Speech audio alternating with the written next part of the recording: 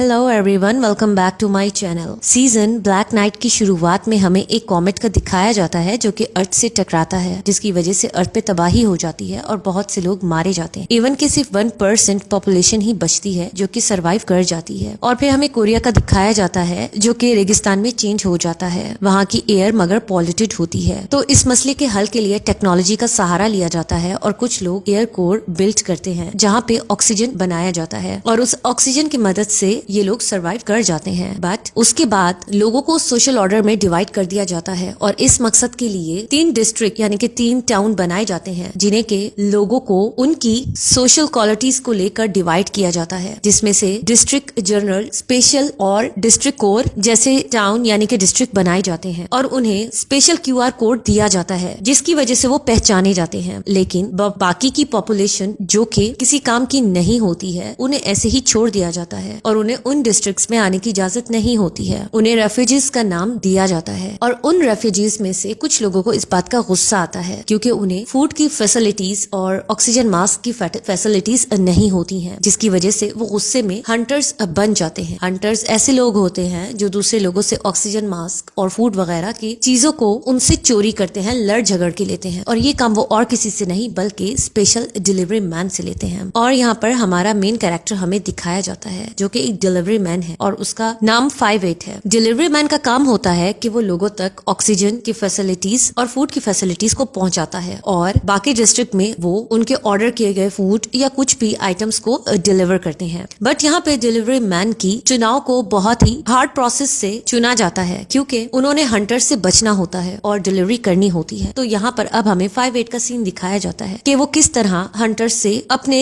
Order को लेकर जा रहा होता है। वो अपनी जान की परवाह भी नहीं करता है, उसे ड्राइविंग अच्छे से आनी चाहिए और लड़ना बहुत अच्छे से आना चाहिए। और यहाँ पर हमें ये भी पता चलता है कि डिलीवरी मैन रेफ्यूजीज में से ही सिलेक्ट किया जाता है और रेफ्यूजीज के पास अब एक ही कारण होता है कि उन्हें किसी तरह से QR कोड मिल जाए और वो डिलीवरी मैन होने का सपना देखते हैं। इनमें से एक लड़का हमें रेफ्यूजी में दिखाया जाता है जो कि और कोई नहीं, उसका नाम सावल होता है। अब यहाँ पे सावल डिलीवरी मैन बनने का सपना देखता है। वो बहुत ज्यादा बहादुर होता है और वो जान के हंटर से लड़ता होता है, लोगों से वो लड़ाई करता है ताकि उससे प्रैक्टिस हो और वो डिलीवरी मैन बन सके। यहाँ उसके फ्रेंड्स उसकी चिंता कर रहे होते हैं लेकिन वो बाकी लोगों से बहुत अच्छे से लड़ता है और उसके बाद उसके फ्रेंड्स इस बात से बहुत ज्यादा खुश होते हैं। अब यहाँ पे नेक्स्ट सीन में हमें डिलीवरी मैन का दिखाया जाता है और बाकी ट्रक्स का भी दिखाया जाता है। सब डिलीवरी मैन अपने अपने ऑर्डर्स को डिलीवर वगैरह कर रहे होते हैं। यहाँ पे हमें नजर आता है कि 58 की बहुत ज्यादा रिस्पेक्ट है, सब लोग उससे बहुत इंस्पायर होते हैं क्योंकि वो बहुत ज्यादा ब्रेव है। इधर डिलीवरी करते हुए उसे एक मैसेज रिसीव होता है दूसरे डिलीवरी मैन की तरफ से कि मुझे इमरजेंसी है, तो वो वहाँ जाता है। वो और कोई नहीं बल्कि 57 डिलीवरी मैन होता है जो कि अपना सामान डिलीवर करने जा रहा होता है। बट रास्ते में उससे हंटर्स पकड़ लेते हैं और उससे सामान और मास्क वगैरह खींचने की कोशिश कर रहे होते हैं। बट यहाँ पर डिलीवरी मैन यानी 58 उनसे जाता है और बहुत बहादुरी से लड़ता है और 57 की जान भी बचाता है। दूसरी तरफ हमें सावल का दिखाया जाता है। वो होता तो रेफ्यूजी है बट उसके पास जनरल डिस्ट्रिक्ट का QR कोड होता है जिसकी मदद से वो एक हिडन रास्ते से एक अपार्टमेंट में जाता है जहाँ पर उसकी बड़ी सिस्टर मेजर जंग उसका वेट कर रही होती है। और यहाँ पे हमें पता चलता है कि मेजर जंग उससे नाराज हो रही होती है और उससे फाइट कर रही होती है कि उसने उसे अपार्टमेंट में रहने का कहा था लेकिन वो बार बार बाहर जाता है और जिसकी वजह से वो पकड़ी जा सकती है क्योंकि उसने उसे QR कोड दिलवाया हुआ है और अगर किसी को पता चल गया तो उसके लिए मुसीबत हो सकती है क्योंकि वो इंटेलिजेंस कमांड में है और मेजर है। सावल उसे यही कह रहा होता है कि वो सिर्फ डिलीवरी मैन बनना चाहता है जिसकी वजह से वो बाहर जाके प्रैक्टिस करता है। यहाँ पर मेजर जंग की छोटी बहन सूला भी होती है और सूला भी कह रही होती है कि आजकल वो नोटिस कर रही है कि सावल बहुत अच्छा परफॉर्म कर रहा है और उसे लग रहा है कि ये बहुत ज्यादा स्ट्रॉन्ग होता जा रहा है। बट यहाँ पर मेजर जंग उससे बहस करती है और उसे कहती है कि तुम बाहर अब नहीं जाओगे और तुम्हें 15 डेज के लिए मैं अब रूम में बंद कर दूंगी। यहाँ पे हमें क्लियरली पता चल रहा है कि सावल उनका रियल भाई नहीं है बट वो दोनों उसकी बहुत ज्यादा चिंता कर रही होती हैं और नहीं चाहती हैं कि उसे कोई मुसीबत आए क्योंकि अगर पता चल गया कि एक रेफ्यूजी को अपार्टमेंट में जगह मिली हुई है तो मेजर के लिए भी प्रॉब्लम होगी और सावल को भी इसकी सजा मिलेगी। दूसरी तरफ हमें चॉनम्यंग ग्रुप के CEO रियो का दिखाया जाता है। वो अपने फादर के पास जा रहा होता है। एक्चुअल में ये जो एयर कोर डिजाइन हुआ था ये इन्हीं का काम था और इन्होंने गवर्नमेंट के साथ मिलकर ये प्लानिंग की थी। तो यहाँ पर गवर्नमेंट की प्रेसिडेंट भी होती है जिससे वो किसी और प्रोजेक्ट की अनुमति ले रहे होते हैं और यहाँ पे हमें साफ दिखाया जा रहा होता है कि ये प्रोजेक्ट बहुत ज्यादा इंपॉर्टेंट होता है। और यहाँ पे हमें क्लियरली नजर आ रहा होता है कि जहाँ पर ये एयर कोर है वो जगह सांस लेने के काबिल होती है। एनीवेज अब यहाँ पर हमें दिखाया जाता है कि सावल फिर से बाहर अपने फ्रेंड्स रेफ्यूजीज से मिलने जाता है और यहाँ हमें पता चलता है कि ग्रैंडपा इन बच्चों को पाल रहे हैं, जिसमें उसके कुछ फ्रेंड्स भी हैं और वो सावल का भी ख्याल रखते हैं। अब यहाँ पे सावल और उसके फ्रेंड्स 5-8 जिससे इंस्पायर हैं उस डिलीवरी मैन का रास्ता रोकने की कोशिश करते हैं। डिलीवरी मैन को पता चल जाता है कि ये बच्चे हैं, वो उन्हें ट्रक से उतारने की कोशिश करता है, बट सावल उसके साथ आके बैठ जाता है और उसे कहता है कि तुम 5-8 हो ना, मेरा सपना है तुम जैसे डिलीवरी मैन बनने का, बट वो उसे वहाँ से धक्का दे देता है और अपनी डिलीवरी करने जा रहा होता है। बट यहाँ पर दूसरे सीन में हम देखते हैं कि एक तूफान आता है जिसकी वजह से डिलीवरी मैन वहाँ ही अपना ट्रक रोक लेता है। लेकिन वो क्या नोटिस करता है कि कुछ ट्रक्स डिस्ट्रिक्ट ए यानी कि स्पेशल जोन में जा रहे होते हैं, तो वो ये देखकर हैरान हो जाता है। और दूसरी तरफ हम देखते हैं कि मेजर को डिस्ट्रिक्ट ए में कोई काम होता है, बट वहाँ पर उसे अंदर जाने की इजाजत नहीं मिल रही होती है, जिससे मेजर बहुत ज्यादा हैरान होती है कि उसे परमिशन क्यों नहीं मिल रही है, वहाँ आखिर इतना स्पेशल क्या हो रहा है। और इधर हम मेजर को देखते हैं, वो यही बात डिस्कस कर रही होती है कि एकदम से अंधेरे में 5-8 का ट्रक उनके सामने आकर खड़ा हो जाता है और यहाँ हम देखते हैं कि वो 5-8 को नीचे आने का कहते हैं। 5-8 गौर से मेजर जॉन्ग को देख रहा होता है, यूं मानो कि जैसे वो उससे पहले से पहचानता हो। एनीवेज मेजर उससे पूछती है कि तुम्हारा यहाँ क्या काम है, तो वो कहता है कि मैं डिलीवरी करने जा रहा था, तो मैं यहाँ भटक गया क्योंकि तूफान आ गया था, तो वो उसे वहाँ से जाने का कहती है। वो उसका QR कोड देखती है और जब उसे पता चलता है कि ये चेनयोंग ग्रुप के लिए काम कर रहा है तो वो वहाँ से चली जाती। मेजर यहाँ पर हम बता दें कि गवर्नमेंट की ऑफिसर है, गवर्नमेंट डिफेंस के लिए काम करती है। एनीवेज अब यहाँ सावल घर आता है तो उसकी बहन सूला उसे गुस्से से दोबारा से रूम में बंद कर देती है और उसे कहती है कि वो उसे अब नहीं निकलने देगी। एंड यहाँ पर हमें 5-8 का सीन दिखाया जाता है। वो कुछ लोगों की रेफ्यूजी कैंप में मदद कर रहा होता है जिनके पास ऑक्सीजन नहीं होता है, वो उन्हें ऑक्सीजन सिलेंडर से भी ऑक्सीजन सप्लाई कर रहा होता है। इतने में एक आदमी आता है और उसे बताता है एक इम्पोर्टेंट बात, और यहाँ हमें पता चलता है कि 5-8 किसी मिशन के पीछे है और उसने अपनी एक टीम बनाई होती है और सब लोग वहाँ रेफ्यूजीज को फूड वगैरह दे रहे होते हैं और सबकी हेल्प कर रहे होते हैं। इधर हम देखते हैं कि सावल बहुत ज्यादा थक जाता है और वो अपनी बहन सूला को कहता है कि उसे निकाला जाए, बट वो उसे नहीं निकालती है। इतने में डिलीवरी मैन आता है तो वो 5-8 को देखकर शॉक्ड हो जाती है और कहती है कि हमें तो यहाँ 5-7 डिलीवरी मैन करता है, लेकिन आज तुम कैसे आए हो? तो वो कहता है वो छुट्टी पर है। वो कहती है मैं तुमसे बहुत इंस्पायर हूँ। वो उसके साथ सेल्फी लेती है और यहाँ पर हम देखते हैं कि उसके जाने के बाद इतने में कोई और डोर नॉक करता है, तो वो दरवाजा खोलती है तो कुछ ग्रुप के लोग सूला को किडनैप करने आए होते हैं। बट यहाँ पर सावल अंदर से ये सीन देख रहा होता है, वो जोर जोर से दरवाजा नॉक करने लग जाता है और इतने में वो लोग डर जाते हैं। वो लोग गन शूट करते हैं जिसकी वजह से डोर ओपन हो जाता है। सावल उनसे लड़ने की कोशिश करता है और सूला को बचा रहा होता है, बट इन सब में सूला को गन लग जाती है और यहाँ पर सावल सबको मारकर जब सूला को देखता है तो उसके हाथ में उसका ब्लड आ जाता है और वो समझ जाता है कि सूला मर चुकी है। लेकिन इतने में ही पीछे से एक आदमी उसे भी सर पर शूट कर देता है और वो वहाँ ही गिर जाता है। दूसरी तरफ हम देखते हैं कि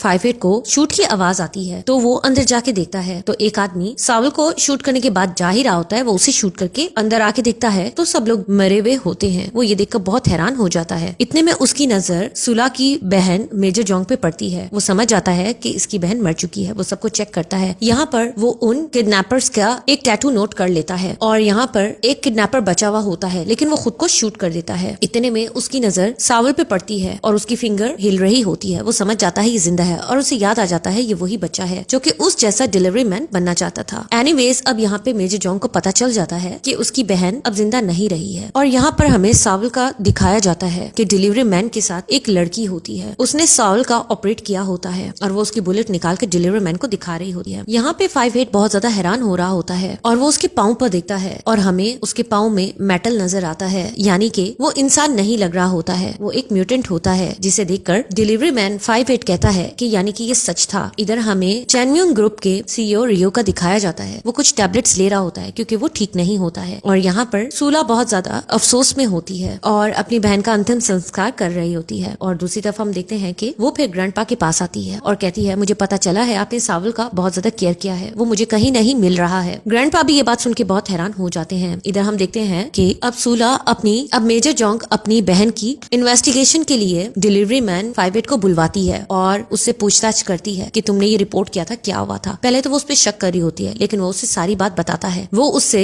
सूला के बारे में सारी बात पूछती है। एक्चुअल में वो सावल के बारे में पूछना चाहती है। डिलीवरी मैन भी ये बात समझ जाता है और उसे कहता है कि तुम मुझे सही बात बता दो जो तुम मुझसे पूछना चाहती हो, बट वो आगे से कुछ नहीं कहती है क्योंकि उसने सावल को हिडन रखा होता है। और यहाँ पे हमें दिखाया जाता है कि एक्चुअल में सावल उसे कैसे मिला था। जब वो ट्रेनिंग कर रही थी तो यहाँ पे रेफ्यूजीज के लोगों को इसी तरह मरवा दिया जाता था। उसे सावल पे तरस आया था और उसने उसकी जान बचाई थी और ट्रेनिंग के बाद वो उसे अपने साथ अपने अपार्टमेंट ले गई थी। वहाँ पे सूला सोला उससे देखकर बहुत ज्यादा खुश होती है और यहाँ पर अब हमें दिखाया जाता है वो घर आती है तो सावल वहाँ पे होता है। वो सावल से पूछती है कि आखिर क्या हुआ था, तो वो कहता है मुझे कुछ याद नहीं है, मेरे सर में बहुत ज्यादा दर्द हुआ और मुझे कुछ भी याद नहीं है। तो वो उसे कहती है कि मेरे साथ रहना अब तुम्हारे लिए ठीक नहीं है। वो उसे मास्क का एक बैग देती है और कहती है तुम यहाँ से चले जाओ। तो वो उसे कहता है कि मैं तुम्हें अपनी फैमिली समझता था। फिर वो उसे सोला की एशेस का नेकलेस देती है जिसे पहनकर वो बहुत ज्यादा इमोशनल होता है और मेजर जोंग को थैंक्स करता है कि उसने हमेशा उसका साथ दिया। दूसरी तरफ हम देखते हैं कि 5-8 इस बारे में सोच रहा होता है। इधर हम सोला को देखते हैं जो बहुत पछतावे में होता है और हंटर्स को कह रहा होता है कि मुझे मारो, बट उसके फ्रेंड्स को पता चल जाता है वो इतने दिनों से गायब है, यकीनन उससे गिल्टी होगा,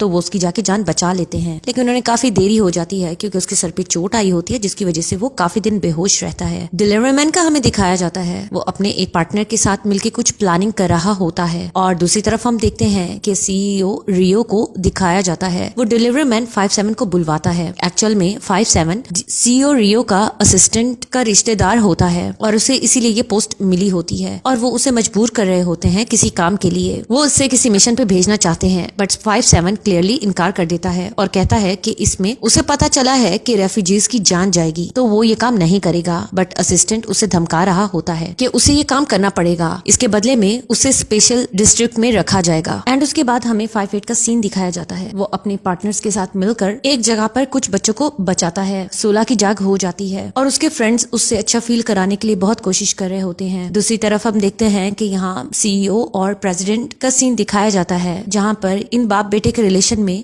फूट दिखाई दे रही होती है। यहाँ पर उसका बेटा एक अलग डिस्ट्रिक्ट बनाने की जिद कर रहा होता है, वो कुछ स्पेशल मिशन पे काम कर रहा होता है, लेकिन उसका फादर उसे इस चीज से मना कर रहा होता है। वो उसे साफ कहता है कि वो इसे ये नहीं करने देगा, जिस पर वो उसे कहता है कि आपने बहुत अरसा पहले भी इसी तरह का फैसला लिया था, अगर मैं ये फैसला ले रहा हूँ तो आपको परेशानी क्यों हो रही है। तो वो उसे साफ कहता है मैं नहीं चाहता, जो फैसला मैंने लिया है वो तुम लो। एक्चुअल में ये रेफ्यूजीज की ही बात हो रही होती है क्योंकि जो कॉलोनी ये बना रहे होते हैं वहाँ पर इन रेफ्यूजीज को आने की इजाजत नहीं होगी। इधर हम डिलीवरी मैन को देखते हैं जो कि इस ग्रैंड पास से बहुत ज्यादा अटैच होता है क्योंकि ये भी एक रेफ्यूजी रह चुका होता है। तो वो उनसे मिलने आता है और उन्हें वो बुलेट देता है और सावल के बारे में पूछता है और कहता है कि क्या आप जानते थे वो म्यूटेंट है, जिसपे वो कहता है नहीं मुझे नहीं पता था। अब यहाँ पे वो उन्हें कहता है कि क्या आपको पता है कि रेफ्यूजीज के काफी बच्चे किडनैप हो रहे हैं, साथ में डिस्ट्रिक्ट जनरल के कॉलोनी के भी काफी बच्चे किडनैप होने की कोशिश हो रही है। वो सोला की किडनैपिंग के बारे में बात कर रहा होता है जिसे सुनकर वो कहता है कि इसका मतलब ये किडनैपिंग म्यूटेंट बच्चों की हो रही है और सावल उनके लिए इम्पोर्टेंट है। इधर हम देखते हैं कि मेजर जंग अपनी बहन के मर्डर केस को डिस्कस कर रही होती है अपने बाकी ऑफिसर्स के साथ। तो वो लोग उसे कहते हैं कि वो उसकी हेल्प करेंगे और किडनैपर्स को ढूंढने की कोशिश करेंगे। इधर दूसरी तरफ हम देखते हैं डिलीवरी मैन अपनी ट्रक को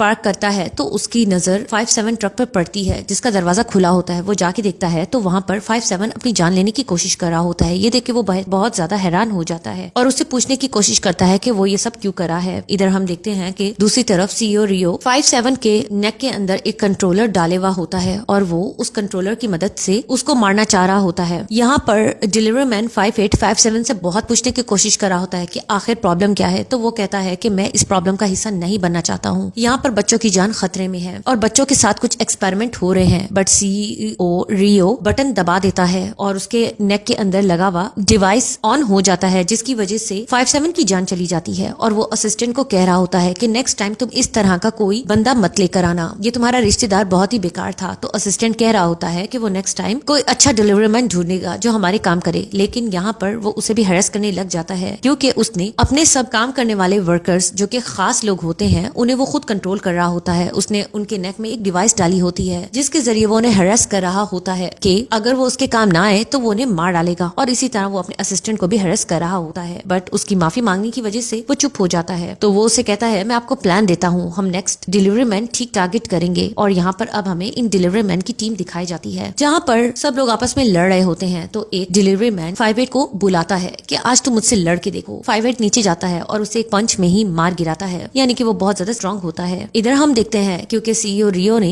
न्यू डिलीवरी मैन ढूंढने के लिए बहुत ही अच्छा प्रोसेस सोचा हुआ होता है और यहाँ पर इस मकसद के लिए वो काफी फ्लायर्स रेफ्यूजीज में बांट रहे होते हैं। तो एक फ्लायर सावल का फ्रेंड लेकर उसके पास आता है और उससे कहता है कि तुम्हारी जीने की वजह मिल गई है, तुम डिलीवरी मैन बनना चाहते थे ना, तो ये प्रोसेस होने वाला है। तो वो फ्लायर लेकर डिलीवरी मैन के ट्रक के सामने आके खड़ा हो जाता है और यहाँ पे डिलीवरी मैन 5-8 किसी मिशन पे ही जा रहा होता है, बट सावल को देखकर वो अपना ट्रक स्टॉप कर लेता है।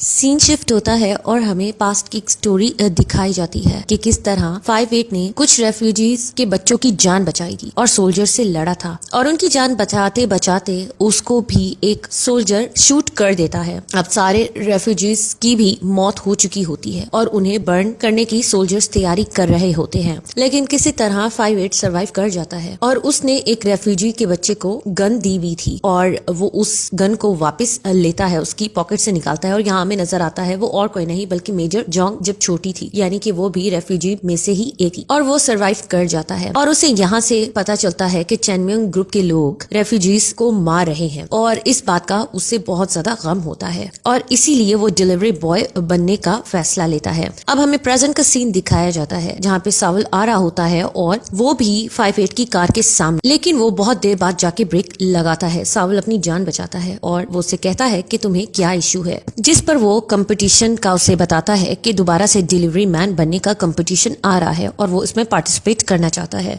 और वो कहता है मैं तुम जैसा डिलीवरी मैन बनना चाहता हूँ, जिस पे वो उसे कहता है कि मेरे जैसा बनने के लिए तुम्हें खुद को प्रूव करना पड़ेगा और वो उसे अपने एक सीक्रेट जगह का बताता है और उसे कहता है कि वहाँ आना और खुद को प्रूव करना अगर तुम इतने स्ट्रांग हो। और दूसरी तरफ हमें 5-8 का दिखाया जाता है, वो जाते हुए हंस रहा होता है कि अपने आप को ये अभी से डिलीवरी मैन समझ रहा है। एनीवेज अब यहाँ पे हमें सावल का दिखाया जाता है, वो अपने फ्रेंड से भी इस बारे में डिस्कस करता है कि वो 5-8 से पर्सनल ट्रेनिंग लेना चाहता है ताकि वो इस कंपटीशन के लिए सिलेक्ट हो जाए। दूसरी तरफ हम मेजर को देखते हैं जिसे सोल्जर आके बताता है कि उसने 5-8 को कुछ लोगों के साथ देखा है और वो किसी ओल्ड ट्रेनिंग सेंटर में जा रहे थे, तो उसे ये चीज कुछ अजीब लगी। मेजर ये बात सुनती है और उन्हें कहती है कि हम भी वहां जाकर देखते हैं कि ये क्या कर रहे हैं। और दूसरी तरफ हम देखते हैं कि 5-8 10 लोगों से ओल्ड ट्रेनिंग सेंटर में मिलता है, वो और कोई नहीं बल्कि उसके साथ के डिलीवरी मैन ही होते हैं। वहाँ पे वो अपनी खास पार्टनर को प्रोजेक्ट यानी कि मिशन के बारे में कहता है कि बाकी डिलीवरी मैन को बताना है। और यहाँ पे वो लोग ये डिस्कस कर रहे होते हैं कि चैनम्यूंग ग्रुप के लोग बच्चों को किडनैप कर रहे हैं। एक्चुअल में वो उनमें से उन म्यूटेंट को ढूंढ रहे हैं जो कि खास किस्म के लोग हैं जो जल्दी से रिकवर करते हैं और उन्हें ज्यादा तकलीफ नहीं होती है। वो यही बात डिस्कस कर रहे होते हैं कि इतने में मेजर जोंग वहाँ पे अपनी टीम लेकर आती है, लेकिन यहाँ पे 5-8 को ये बात पता चल जाती है। मेजर जोंग अंदर देखती है कि सब लोग ट्रेनिंग कर रहे होते हैं, तो यहाँ पर वो उससे 5-7 के बारे में डिस्कस करती है कि मैं तुमसे उसके बारे में पूछने आई थी, तो जिसपे वो कहता है कि उसने सुसाइड नहीं की है बल्कि उसे किसी ने मारा है। उसे ये बात समझ नहीं आती है, जिसपे वो उसे वो सिंबल देता है और कहता है कि तुम्हें ऐसे लोग ढूंढने चाहिए जिनकी बैक पर ये सिंबल है, क्योंकि वो लोग सारी हकीकत जानते हैं। और वो ये कहता है कि सिर्फ जनरल जोल के बच्चों को ही किडनैप नहीं किया जा रहा है बल्कि रेफ्यूजी के बच्चों को भी किडनैप किया जा रहा है। अब यहाँ पर मेजर अपनी टीम को कहती है कि इस तरह के सिंबल के लोगों को फाइंड करो। नेक्स्ट सीन में हमें दिखाया जाता है कि मेजर जोंग को सीईओ मिस्टर यू बुलवाते हैं और वो उससे अपनी प्लानिंग बताते हैं कि वो डिस्ट्रिक्ट ए को एयर कोर में शिफ्ट करवाना चाहते हैं और वो स्पेशल और जनरल डिस्ट्रिक्ट लेवल्स को अपग्रेड भी करना चाहते हैं। और इस अपग्रेड के लिए वो कहते हैं कि उन्हें सारे जोन्स के डेटाबेस चाहिए और बायोडाटा चाहिए। इस बात से मेजर जोंग हैरान रह जाती है। और दूसरी तरफ हम देखते हैं कि सावल 5-8 के बताए गए पते पे जाता है और ये वही ट्रेनिंग सेंटर होता है। वो बहुत डरावा दिखाई दे रहा होता है, तो यहाँ पे डिलीवरी मैन उसे कहता है कि अगर तुमने मेरे जैसा बनना है तो तुम्हारी और मेरी एक फाइट बनती है। और यहाँ पे क्लियर एंड कट नजर आता है कि सावल अब काफी वीक है, उसे इतनी ज्यादा फाइटिंग वगैरह नहीं आ रही होती है। तो वो 4-0 जो कि ये दूसरी डिलीवरी वुमन है उसे कहता है कि तुम इसे ट्रेनिंग दो, और वो कहती है कि हमें इसे अच्छे से ट्रेनिंग देनी पड़ेगी। इधर हम देखते हैं कि कंपटीशन की अनाउंसमेंट हो जाती है और सब लोगों को रजिस्ट्रेशन के लिए बुलवाया जाता है। तो यहाँ पर सावल जल्दी से सिलेक्ट हो जाता है क्योंकि वो फिजिकली फिट होता है। वो ये बात आकर 5-8 को और उस लड़की को बताता है, तो वो कहते हैं कि अब तुम्हारा सिलेक्शन हो गया है तो तुम्हें अभी अच्छे से इसके लिए प्रैक्टिस करनी पड़ेगी। और वो उसे प्रैक्टिस के लिए लेकर आते हैं। यहाँ पे वो उसके ऊपर बॉल्स फेंकते हैं ताकि वो उन्हें किक करे, बट वो तो छुपने लग जाता है। फिर वो अपने डिलीवरी मैन को कहता है कि इसे किक करके दिखाओ। वो ये देखकर बहुत ज्यादा हैरान होता है और एक्साइटेड होता है। और फिर राउंड 1 की टाइम आ जाता है और इसमें यह होता है कि ऑक्सीजन लेवल कम होगा और हर बॉक्स में बहुत से लोग होंगे और जो जीत जाएगा वो आखिर में इस कम ऑक्सीजन लेवल को बर्दाश्त करके जो भी जीतेगा वो नेक्स्ट राउंड में जा सकेगा। तो यहाँ पर हमें अब फ्लैशबैक के भी कुछ सीन्स दिखाए जाते हैं कि किस तरह सावल को 5-8 ने ट्रेन किया था फाइटिंग में और हर चीज में, और इन्हीं स्किल्स को यूज करके वो अब इस बॉक्स में सबसे लड़ रहा होता है और वो बहुत अच्छे से फाइट करता है। ऑक्सीजन लेवल काफी ड्रॉप हो जाते हैं, लेकिन 2 लोग आखिर में बचते हैं, लेकिन वो उससे फाइट कर लेता है क्योंकि उससे अपनी सिस्टर की याद आ रही होती है। एनीवेज अब वो अकेला बचता है तो वो देखता है बाकी बॉक्सेस में जो लोग बचे हैं पार्टिसिपेंट्स वो सेकंड राउंड के लिए सिलेक्ट हो जाते हैं। इधर हम देखते हैं कि मेजर रेफ्यूजी कैंप में जाती है और उसे एक सिंबल देकर कहती है कि इस जैसे कुछ लोगों को ढूंढो। यहाँ पर हम देखते हैं कि अब वो फर्स्ट राउंड में सिलेक्ट हो जाता है तो यहाँ पर 5-8 उसे ड्राइविंग क्लास देता है और वो बहुत अच्छे से ड्राइव कर लेता है। और अब ये सेकंड राउंड होता है। इस राउंड में ड्राइविंग स्किल्स दिखाने होते हैं और बॉक्सेस को बताए गए पते पर डिलीवर करना होता है और बीच में हंटर्स ने वो बॉक्सेस उनसे छीनने होते हैं। एनीवेज अब ये सोल्जर कैंप में भी दिखाया जा रहा होता है। तो यहाँ पर इस कंपटीशन में मिस्टर रियो आके भी बैठते हैं। वो खास इस चीज में इंटरेस्ट ले रहे होते हैं। तो यहाँ पे अब कंपटीशन स्टार्ट हो जाता है और सावल जाके अपनी कार में बैठता है और वो बॉक्सेस को लेकर रेफ्यूजीज से बच के जा रहा होता है। उसके साथ वाले पार्टिसिपेंट भी बहुत ज्यादा स्ट्रांग होते हैं और अपने आप को बचा के हंटर्स से आगे निकल रहे होते हैं। लेकिन एक सीन ऐसा आता है कि जिसमें सावल की कार एक कार से टकरा जाती है और उसकी कार चलने के काबिल नहीं रहती है। वो अपना बॉक्स निकालता है और देखता है कि दूसरा पार्टिसिपेंट फंसा हुआ है तो वो उसकी जाके हेल्प करता है और उस गर्ल के साथ जाके बैठ जाता है कि हम दोनों इकट्ठे अपने बॉक्सेस डिलीवर करेंगे। लेकिन आके जाके वो लड़की कार से गिर जाती है तो वो सोचता है कि उसे क्या फैसला लेना चाहिए, क्या उस लड़की की जान हंटर से बचानी चाहिए या आगे बॉक्स लेकर निकल जाना चाहिए। वो काफी सोचता है और 5-8 इस बात की चिंता कर रहा होता है कि वो ठीक फैसला ले। लेकिन यहाँ पर सावल अलग फैसला लेता है। वो जाता है और उस लड़की की जान बचाता है जिसपे वो उसका थैंक्स करती है और वो उसे हंटर से बचाता हुआ आगे फाइनल राउंड में लेकर पहुंच जाता है। अब दूसरों की हेल्प करने से सावल एक डिफरेंट पर्सनालिटी नजर आ तो रहा होता है, लेकिन उसके डिसीजन से क्या वो सिलेक्ट हो पाएगा कि नहीं हो पाएगा। एनीवेज सावल अपने दूसरे ओपोनेंट की हेल्प करता है और नेक्स्ट स्टेज के लिए क्वालिफाइड होने के लिए खुद को समझ रहा होता है। बट बॉक्सेस देने पर उसे पता चलता है कि वो डिस्क्वालिफाइड हो चुका है क्योंकि एक तो उसका बॉक्स ठीक नहीं होता है और दूसरी लड़की ने सही बॉक्स डिलीवर किया होता है और उसकी कार भी उसके पास नहीं होती है। तो इसलिए उस लड़की को सिलेक्ट कर लिया जाता है। ये चीज देखकर 5-8 बहुत डिसअपॉइंट होता है। वो अपने ट्रेनिंग सेंटर जाके बैठता है और यहाँ पर हम देखते हैं कि मिस्टर रियो से आकर उसका असिस्टेंट कहता है कि जो लड़की क्वालिफाइड हुई है वो जख्मी है, वो नेक्स्ट राउंड के लिए पार्टिसिपेट नहीं कर पाएगी। तो यहाँ पर मिस्टर रियो कहते हैं कि ठीक है, अगर वो ठीक नहीं है तो हम ऐसा करते हैं कि सावल को नेक्स्ट राउंड के लिए भेज देते हैं क्योंकि वो सावल से काफी ज्यादा इंस्पायर नजर आ रहा होता है। और यहाँ पर 5-8 को वो लड़की आके बताती है कि वो दूसरी पार्टिसिपेंट डिस्क्वालिफाइड हो चुकी है, जिसपे 5-8 मुस्कुराने लग जाता है और कहता है कि हमें इसी तरह का एनवायरनमेंट बनाना पड़ेगा। तो यहाँ पे सावल तो बहुत ज्यादा परेशान बैठा होता है, बट वहाँ पे कारा के स्पेशल टीम वाले उसे बैच दे जाते हैं और कहते हैं कि तुम फाइनल राउंड के लिए क्वालिफाइड हो गए हो। वो आके ये बात अपने फ्रेंड्स को और ग्रैंडपा को बताता है। वो लोग बहुत ज्यादा खुश होते हैं। अब यहाँ पे मिस्टर रियो दोबारा से मेजर के पास पहुंच जाते हैं लोगों का बायोडाटा लेने के लिए, लेकिन यहाँ पे मेजर साफ कह देती है कि ये प्राइवेसी के खिलाफ है। बट वो कहता है कि मैंने ऑलरेडी परमिशन ले ली है, वो भी उनके हेडक्वार्टर से यानी कि गवर्नमेंट से। ये बात सुन के वो बहुत हैरान होती है। वो उसे फोन पे बात कराता है और वो उसे कह देते हैं कि बायोडाटा देना पड़ेगा। ये बात सुनकर वो बहुत ज्यादा हैरान हो जाती है। अब यहाँ पर मेजर अपने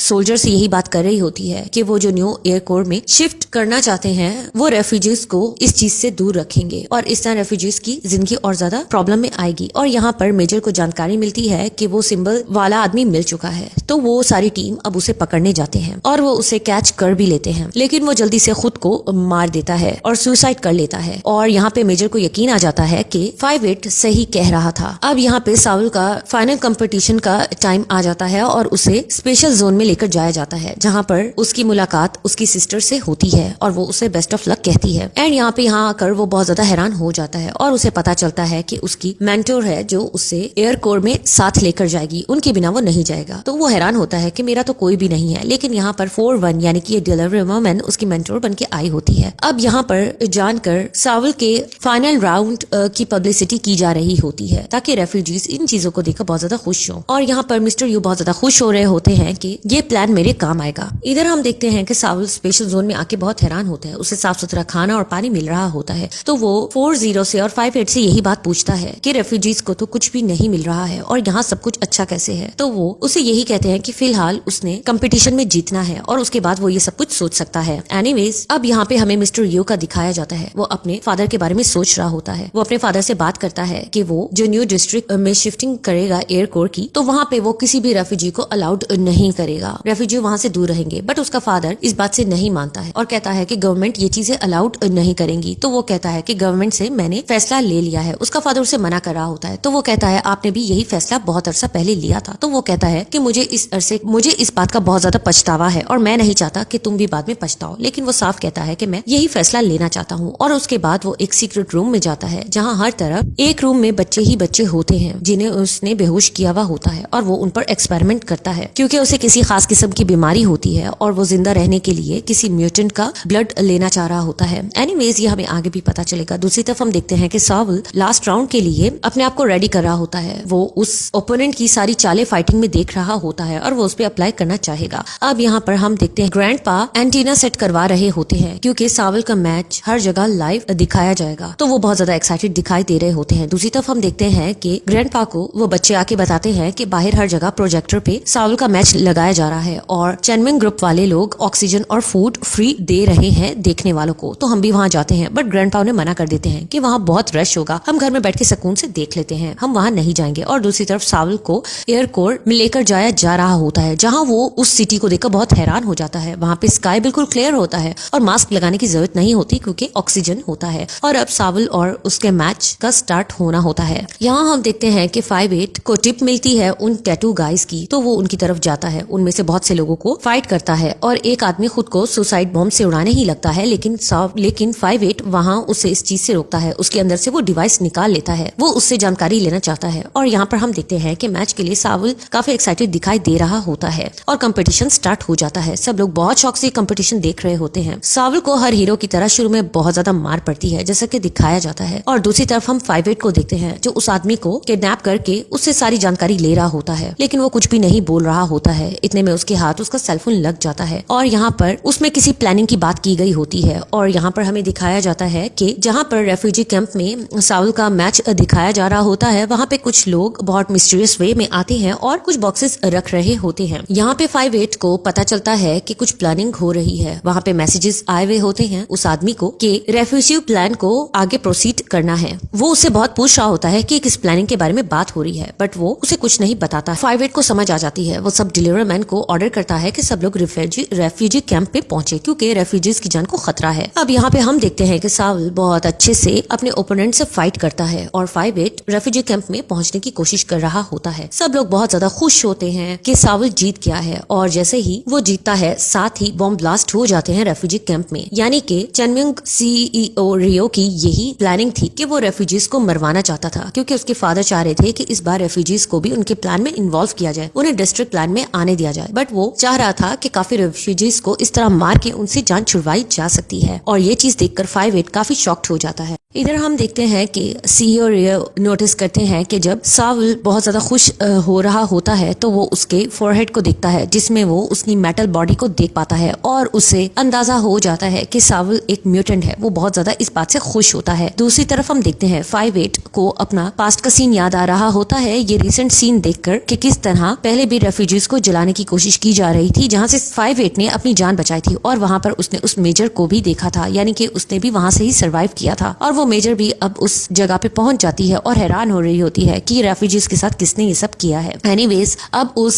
सिंबल मैन को बहुत मारा पीटा जा रहा होता है जिसके तरफ से प्लान का पता चलता है और यहाँ पर 5-8 और बाकी डिलीवरी मैन उससे पूछ रहे होते हैं कि आखिर ये किसका प्लानिंग है, वो इससे बता दे, बट वो कुछ भी नहीं बता रहा होता है। इधर हम सावल को देखते हैं जिसे अपना वो सीन याद आ रहा होता है जहाँ उसने अपनी सिस्टर को बचाने की कोशिश की थी बट वो नहीं बचा पाया था। इतने में 4-0 आती है तो वो उसे कहता है क्या मुझे इसलिए इस प्लानिंग में शामिल किया गया है क्योंकि मैं म्यूटेंट हूँ। और इतने में चैनिंग ग्रुप का एक पर्सन आता है और उसे कहता है कि आपको न्यू QR दिया जाएगा और आपका नाम आज से 5-7 है और इस तरह अब वो 5-7 को रिप्लेस करता है। दूसरी तरफ हम देखते हैं कि 5-8 कुछ प्लानिंग डिलीवरी मैन के साथ कर रहा होता है और हम यहाँ मिस्टर रियो को देखते हैं जिसे सावल के ब्लड एनालिसिस दिखाए जा रहे होते हैं और वो असिस्टेंट बता रहा होता है कि ये बाकी म्यूटेंट से बहुत ज्यादा स्ट्रॉन्ग दिखाई दे रहा है तो हमें इस पे एक्सपेरिमेंट करना चाहिए। बट मिस्टर रियो कहता है कि अभी इतनी जल्दी नहीं करते हैं क्योंकि सबकी नजरें हम। इधर ग्रैंडपा और वो सावल के फ्रेंड्स बहुत ज्यादा डरे हुए दिखाई दे रहे होते हैं और कहते हैं कि अगर हम भी उन रेफ्यूजीज में बैठे होते तो हम भी मारे जाते। अब यहाँ पे मेजर को 5-8 पे यकीन हो जाता है तो वो 5-8 के पास आती है और उसे वो सिंबल मैन दिखाता है और कहता है कि वो कुछ भी नहीं बोल रहा है। तो वो कहती है कि इसकी सर्जरी की गई है, ये कुछ भी नहीं बोलेगा क्योंकि इसमें कोई इमोशंस नहीं है, इसे जैसे ही मौका मिलेगा ये खुद को मार डालेगा, तो हमें इसके साथ कुछ और करना चाहिए। और वो यहाँ प्लानिंग कर रहे होते हैं कि इसे कैसे फंसाए। सावल को नया अपार्टमेंट रहने के लिए मिल जाता है। वो बहुत ज्यादा एक्साइटेड दिखाई दे रहा होता है और उससे मेजर मिलने भी आती है और उसे कांग्रेट करती है। तुम्हारा जो सपना था वो पूरा हो गया है, तो तुम अच्छे से जीना और अपना ख्याल रखना। अपनी ड्यूटी स्टार्ट करता है और वो 5-8 को कहता है कि मैं तुमसे कुछ बात करना चाहता हूँ। 5-8 कहता है कि ड्यूटी करने के बाद हम दोनों बात। उसी तरफ हम देखते हैं कि साउल जब जा रहा होता है तो उसके फ्रेंड्स उससे मिलते हैं। वो उन्हें राइड देता है और वो सब लोग बहुत ज्यादा खुश होते हैं कि साउल का सपना पूरा हो चुका है।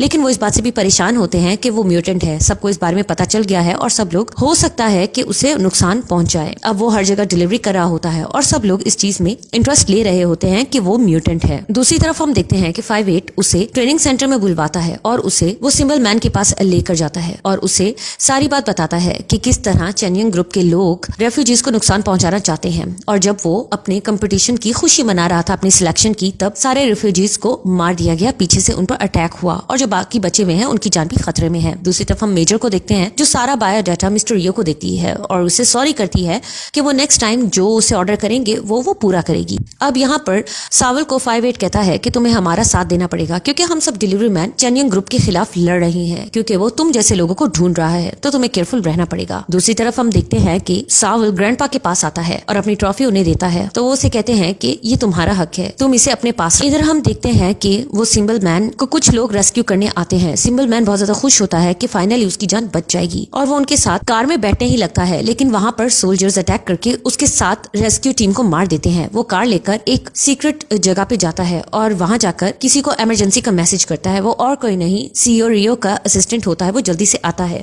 और वो बता देता है कि मुझे डिलीवरी मैन 5-8 ने पकड़ा था और वो मुझसे आप लोगों की जानकारी लेना चाहते थे, और साथ में वो ये कहता है कि आपने जो रेस्क्यू टीम भेजी थी वो सब मारी गई है। असिस्टेंट हैरान होता है और कहता है मैंने तो कोई रेस्क्यू टीम नहीं भेजी। वो जल्दी से उसे शूट करके निकलने ही लगता है, लेकिन सामने से 5-8 आ जाता है और यहाँ पे हमें पता चलता है कि एक्चुअल में मेजर और 5-8 की यही प्लानिंग थी कि वो रेस्क्यू टीम वाले बनकर सिंबल मैन को ये शो करेंगे कि उसे रेस्क्यू कर लिया गया है और वो अपनी सीक्रेट जगह पे जाएगा और अपने खास बंदे को बुलवाएगा। और इस तरह अब उन्हें पता चल जाता है कि इन टैटू मैन के पीछे चेनियन ग्रुप के लोग ही थे। उन्होंने जीपीएस ट्रैकर उस कार में रखा हुआ था। अब यहाँ पे असिस्टेंट का पोल खुल जाता है और वो उसे पूछने लग जाते हैं कि आखिर तुम लोग क्या प्लानिंग कर रहे हो। वहाँ मेजर आती है और कहती है कि तुम्हें मुझे सारी बात बतानी पड़ेगी वरना मैं तुम्हें अरेस्ट कर लूंगी। यहाँ पे असिस्टेंट बहुत ज्यादा परेशान होता है। उसे बार बार मिस्टर रियो की वो धमकी याद आ रही होती है कि वो उसे मार देंगे। वो उन्हें कुछ नहीं बता रहा होता, तो यहाँ पे 5-8 उन्हें हरेस करने लग जाता है, जिसकी वजह से वो उनका साथ देने को मान जाता है। अब वो उसे साफ कहते हैं कि तुम्हें हमारा साथ देना पड़ेगा, सीईओ रियो को शक भी ना हो, और उसका नेक्स्ट प्लान क्या है तुम्हें हमें उसके बारे में बताना पड़ेगा। दूसरी तरफ हम देखते हैं रेफ्यूजी कैंप में गवर्नमेंट की टीम आई होती है और वो सब रेफ्यूजी कैंप वालों को वैक्सीनेशन लगा रही होती है, ये कहकर के उन्हें स्पेशल एयर कोर में ट्रांसफर कर दिया जाएगा, तो इसके लिए उन्हें वैक्सीनेशन लगाई जा रही है। तो सब रेफ्यूजी वहाँ पे वैक्सीनेशन लगवा रहे होते हैं।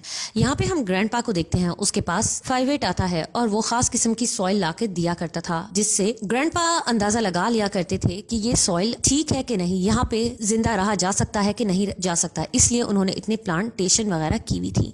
इधर हम देखते हैं कि सावल के ब्लड को दूसरे म्यूटेंट के अंदर ट्रांसफर किया जा रहा होता है और सब लोग ये रिजल्ट्स देखकर हैरान हो जाते हैं कि वो म्यूटेंट जल्दी से हील कर रहा होता है। मिस्टर रियो बहुत ज्यादा खुश इस बात से दिखाई दे रहे होते हैं। इधर ये सब डिलीवरी मैन एक प्लानिंग कर रहे होते हैं और यहाँ से उन्हें पता चलता है कि एक ट्रक के थ्रू मिस्टर रियो उस एरिया को पॉल्यूटेड कर रहे होते हैं, लोगों का सांस लेना और मुश्किल हो जाए, और उन्हें ये प्रूफ मिल जाता है। अब वो मेजर जंग से मिलता है और इस तरह वो उन्हें सारे प्रूफ देता है कि किस तरह इनके व्हीकल यानी कि इनकी खास किस्म की गाड़ियां एयर को पॉल्यूट कर रही हैं और यहाँ पर रेफ्यूजीज को वैक्सीनेशन इंजेक्ट की जा रही होती है और उस कैंप में मिस्टर रियो भी आ रहे होते हैं। तो यहाँ पर हम देखते हैं 5-8 उसे मारना चाह रहा होता है और यहाँ पर मेजर जोंग जाके मिस्टर रियो के फादर को सारी बात बता देती है कि किस तरह उसका बेटा रेफ्यूजीज की जान ले रहा है एयर को पॉल्यूटेड करके, ताकि उनके एयर कोर का उन्हें फायदा हो सके। लेकिन इतने में वो शूट करने ही लगता है कि पीछे से कोई आता है और उसे गन ड्रॉप करने की बात करता है। तो इस बात से वो समझ जाता है कि असिस्टेंट ने हमें धोखा दिया है। वो सब डिलीवरी मैन को इन्फॉर्म कर देता है कि हमें धोखा दिया गया है असिस्टेंट की तरफ से, यानी कि सीईओ पार्क के असिस्टेंट की तरफ से। अब यहाँ पे मिस्टर रियो देख लेता है कि वो 5-8 था जो कि उसे मारने की कोशिश कर रहा था। वो असिस्टेंट से पूछता है कि हमारे डिलीवरी मैन जो हमारे ही ग्रुप के लिए काम करते हैं वो हमें धोखा कैसे दे सकते हैं, तुम इस बारे में सारा पता लगाओ। अब यहाँ पे ये लोग सब ये प्लान कर रहे होते हैं कि हमारे बारे में सबको पता चल गया है और हम लोगों को अब यहाँ से अपना कोई और ठिकाना बनाना पड़ेगा और कुछ अरसे के लिए गायब होना पड़ेगा। यहाँ पे अब उनके ट्रेनिंग सेंटर में आया जाता है तो वहाँ पे कोई भी नहीं होता है। यहाँ पे सीईओ रियो सबको ये ऑर्डर करता है कि सिर्फ वो म्यूटेंट जिंदा रहना चाहिए, बाकी सब डिलीवरी मैन को मार दिया जाए। और ये लोग सब सब अपने अपने ठिकानों पे चले जाते हैं और ये लोग और किसी के पास नहीं जाते हैं बल्कि ग्रैंडपा के पास जाते हैं। यहाँ हम देखते हैं कि ग्रैंडपा के पास पहले कोई मिलने आता है, वो और कोई नहीं होता है बल्कि सीईओ रियो का फादर यानी कि चेनिंग ग्रुप का प्रेसिडेंट होता है। उसे देखकर ग्रैंडपा हैरान हो जाता है और उससे आने की वजह पूछता है। तो वो उसे कहता है कि तुमने एयर कोर में रहने का फैसला इसीलिए नहीं किया था क्योंकि तुम रेफ्यूजीज के लिए कुछ करना चाहते थे। तो वो कहता है कि हाँ, मैंने तुम्हें पहले ही कहा था कि अगर तुम अपने इस स्पेशल प्रोग्राम में रेफ्यूजीज को यानी कि सारे जिंदा लोगों को शामिल नहीं करोगे तो मैं इस चीज का पार्ट नहीं बनूंगा। और वो कहता है कि एयर कोर में रहने से यहाँ रहना बेहतर है। तो यहाँ इनकी बातों से हमें पता चलता है कि ये दोनों बहुत अच्छे फ्रेंड्स थे। इन्होंने मिलकर ये एयर कोर के बारे में सोचा था, लेकिन यहाँ पे प्रेसिडेंट को बहुत ज्यादा लालच आ गई थी और उन्होंने कुछ लोगों को जो उनके काम नहीं आ रहे थे उन्हें अपने डिस्ट्रिक्ट में शामिल नहीं किया था। ये बात से ग्रैंडपा को बहुत बुरा लगा था और इसलिए वो रेफ्यूजीज के साथ ही रहे और उन्होंने दूसरी चीजें देखना सोची, दूसरे तरीके से रहना सोचा। अब यहाँ पर वो कहता है कि तुम्हारा बेटा भी तुम्हारे जैसा है, जिस पर वो कहता है कि मुझे इस बात का बहुत गुस्सा है, काश मेरा बेटा मेरा जैसा नहीं होता। बट यहाँ पर ग्रैंडपा कहता है कि मुझे होप है, सब कुछ खुद ही ठीक हो जाएगा। ये देखो, ये प्लांट ग्रो करने लग गए हैं क्योंकि मैंने इन्हें हर तरह की मिट्टी दी है। और यहाँ दूसरी तरफ हम देखते हैं कैंप में जो वैक्सीनेशन दी गई होती है उसकी वजह से काफी लोग बीमार हो रहे होते हैं। अब यहाँ पे प्रेसिडेंट रीलोकेशन प्लान को कैंसिल करने की बात कर रहा होता है। तो यहाँ पर जब रियो को ये बात पता चलती है वो अपने फादर से लड़ने आता है। तो वो उसे कहता है, मुझे पता चल गया है तुम रेफ्यूजीज को मरवा रहे हो, मैं तुम्हारे प्लान का पार्ट नहीं बनना चाहता हूँ और ये सब कुछ मैंने बनाया है। तो यहाँ पे वो डिफेंस कमांडर को बुलवाता है और कहता है कि मेरे बेटे को गिरफ्तार कर दो क्योंकि इसने बहुत से रेफ्यूजीज की जान ली है। लेकिन यहाँ पे हमें पता चलता है कि वो कमांडर पहले ही सीईओ रियो के साथ मिल चुका होता है और वो अपने फादर को कहता है कि आप बेशक मुझे मार डालो, अगर आपको मुझ पर फख्र नहीं है। वो उसे मारने ही लगता है लेकिन वो कमांडर उसे मार देता है और कहता है कि हमें अपने नेक्स्ट प्लान को देखना चाहिए। अब यहाँ पे ग्रैंडपा 5-8 को एक मैप देता है और कहता है कि ये एयर कोर का मैप है, अगर तुम सीईओ रियो को रोकना चाहते हो तो तुम एयर कोर में सिर्फ इस मैप के थ्रू ही जा सकते हो क्योंकि मैं वहाँ पे काम कर चुका हूँ, इसलिए मेरे पास उसका मैप है। अब यहाँ पे ये सब डिलीवरी मैन सीईओ रियो से लड़ने की प्लानिंग वगैरह कर रहे होते हैं। यहाँ पे ग्रैंडपा को पता चलता है कि वैक्सीनेशन की वजह से काफी लोग मर रहे हैं। वो जल्दी से इमरजेंसी बेल बजा देता है और 4O को बता देता है कि उस वैक्सीनेशन की वजह से काफी रेफ्यूजीज मिल रहे हैं। ये भी चेनिंग ग्रुप के सीईओ रियो का काम था, वो रेफ्यूजीज को इस तरह मरवा रहा है। और 4O जल्दी से सब डिलीवरी मैन को मैसेज कर देती है कि जल्दी से रेफ्यूजी कैंप पहुंचो क्योंकि यहाँ पे इमरजेंसी सिचुएशन है और इन लोगों को वैक्सीनेशन लगवाने से रोको। तो यहाँ पर हम देखते हैं कि सावल का एक फ्रेंड को याद आता है कि उसके दोनों फ्रेंड्स भी वहाँ पे वैक्सीनेशन लगवाने गए हैं, तो वो जल्दी से बचाने जाता है। बट वहाँ पे सोल्जर्स उसे आगे नहीं जाने दे रहे होते हैं। 5-8 वहाँ जाता है और वहाँ पर जाके गन फायर वगैरह करने लग जाता है। और दूसरे कैंप में हम सावल को देखते हैं जिसे पता चलता है कि उसके फ्रेंड्स वहाँ पे वैक्सीनेशन लगवाने गए हैं, तो वो भी जल्दी से भागता है। और यहाँ पर उसका दूसरा फ्रेंड जब सावल को भागता हुआ देख रहा होता है तो वो उसे रोकने के लिए उठता ही है, लेकिन पीछे से आर्मी मैन उस पर फायर कर देते हैं जिसकी वजह से वो वहाँ ही गिर जाता है। सावल बहुत ज्यादा रोने लग जाता है और सावल को वहाँ ही बेहोश करके वो आर्मी मैन सीईओ रियो के पास ले जाते हैं। अब मेजर को भी ये सारी बात पता चलती है और वो बहुत परेशान होती है। अब सब डिलीवरी मैन सावल को रिकवर करवाने के लिए एयर कोर जाना चाह रहे होते हैं, तो मेजर भी उनके और कहती है मैं भी तुम्हारा साथ दूंगी। अब यहाँ पे सावल को एक्सपेरिमेंट के लिए लेकर जाया जा रहा होता है जहाँ वो काफी तड़प रहा होता है और वहाँ पे मेजर जंग और 5-8 भी पहुंच रहे होते हैं। एयर कोर के ऊपर वाले जोन से वो लोग अंदर एंटर मैप के थ्रू हो जाते हैं और यहाँ पे काफी ज्यादा फाइट वगैरह होने लग जाती है। सब लोग आपस में लड़ रहे होते हैं और यहाँ पर हम सीईओ रियो को देखते हैं जो सावल की बॉडी से ब्लड ट्रांसफर अपने अंदर करवा रहे होते हैं और कहते हैं मुझे बहुत अच्छा फील हो रहा है। बट उसे कोई आके बताता है कि बाहर फाइट हो रही है और डिलीवरी मैन पहुंच गए। तो वो कहता है कि इस सारी जगह को हम ब्लास्ट कर देते हैं और मैं सावल को लेकर यहाँ से जा रहा हूँ। दूसरी तरफ हम देखते हैं कि उस कमिश्नर को मेजर जोंग और प्रेसिडेंट आके अरेस्ट करवा लेते हैं और यहाँ पे अब बारी होती है सीईओ रियो को पकड़। वो उन सबको सावल को लेकर ब्लैकमेल कर रहा होता है कि तुम लोग सब सरेंडर कर दो वरना मैं ये सारी जगह यहाँ तबाह कर दूंगा। लेकिन यहाँ पे सारी आर्मी पहुंच चुकी होती है, तो वो सोचता है कि मैं इस सारी जगह को ही तबाह कर दूं और खुद वो वहाँ से निकलने की कर रहा होता है। बट 5-8 वहाँ पे पहुंच जाता है और उसे कहता है कि तुम ये सब कुछ क्यों करे हो, जिसकी वजह से वो कहता है कि ये रेफ्यूजीज मेरे काम के नहीं है, सिर्फ काम के इनमें कुछ म्यूटेंट थे जिनको मैं हासिल करना चाहता था और जिन्हें मैंने हासिल कर लिया है और बाकी कचरे को मैं रखना नहीं चाहता हूँ। मेरी वजह से ही ये जगह रहने के काबिल हुई है, अगर मैं नहीं रहूंगा तो ये जगह रहने के काबिल नहीं होगी। वो अभी बटन दबाने ही लगता है बट 5-8 उसे शूट कर देता है और वो नीचे गिर जाता है। अब सब लोगों को वहाँ से निकलवाया जा रहा होता है और यहाँ पर 5-8 सावल को लेकर बाहर जा रहा होता है। तो यहाँ पर हम मेजर जोंग को देखते हैं, वो सावल का आके हाथ पकड़ती है और सब लोगों को वहाँ से लेकर जाया जाता है। और यहाँ पर अब ये अनाउंस होता है कि रेफ्यूजी के जितने भी लोग हैं उन्हें भी स्पेशल जोन में अब रहने की इजाजत मिलेगी और वहाँ पर उन्हें ऑक्सीजन दिया दिया जाएगा। यहाँ हम सावल को देखते हैं जो बेहोश रहता है और बाकी के काम सब वैसे ही हो रहे होते हैं। अब सब मिलजुल के रह रहे होते हैं। 5-8 को हम देखते हैं जो कि वैसे ही डिलीवरी मैन की ड्यूटी दे रहा होता है। सावल उसके साथ होता है और यहाँ पर अब पता चलता है कि एयर खुद ब खुद क्लीन हो रही होती है, यानी कि चेंजिंग ग्रुप के लोग एयर को क्लीन नहीं रहने दे रहे थे और वो अपना फायदा बना रहे थे। लेकिन उनके खत्म होने के बाद अब सब कुछ गवर्नमेंट के अंडर कंट्रोल आ जाता है और अब ये सोशल ऑर्डर को खत्म कर दिया जाता है। सब मिलजुल के रह रहे होते हैं और एयर भी अब क्लीन हो रही होती है। और लास्ट सीन में हमें यही दिखाया जा रहा है कि 5-8 और सावल बहुत खुश दिखाई दे रहे होते हैं और ये सीजन यहाँ ही खत्म होता है। Thanks for watching.